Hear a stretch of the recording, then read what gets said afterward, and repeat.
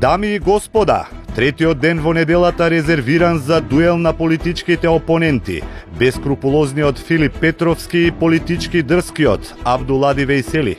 Оваа среда во само вистина секој ќе покаже својата страна на медалот за актуелните политички состојби и теми.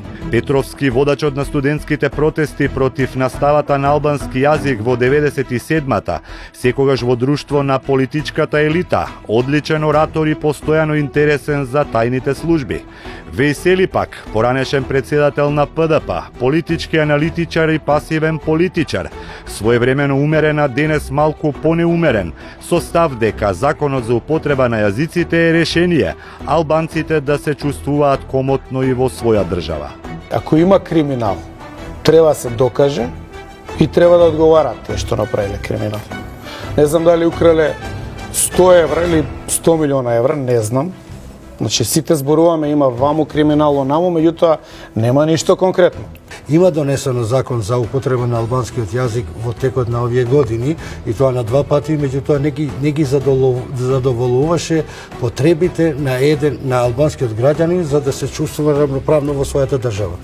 Ке ни требали можеби предлогот на Циле за историски договор со албанците. Се делиме или се хомогенизираме по етничка линија?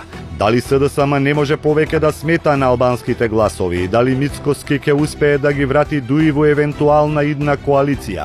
Што донесе средбата во Виена? Каде исчезна македонскиот оптимизам за решение на спорот за името? А кој придонесе за зголемениот апетит на јужниот сосед? Имаат ли доволно харизматични политички лидери македонците и албанците за конечен излез од оваа апатија? Зошто граѓаните се чувствуваат нерамноправни? Дали за жал ни се случува мурто и турто? Гледајте ексклузивна и незаборавна дебата во Само вистина со Филип Петровски и Абдулади Вејсели.